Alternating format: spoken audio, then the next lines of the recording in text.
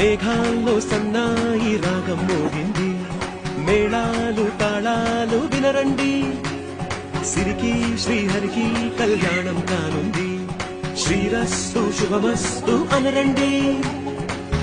అచ్చతలు గంటో పెళ్లికి అర్థం చెప్పారంటూ, మెచ్చదగు ముచ్చట ఇదయని సాక్ష్యం చెబుతామంటూ, జనులంతా జరిపిస్తామండి. అందాల కుందల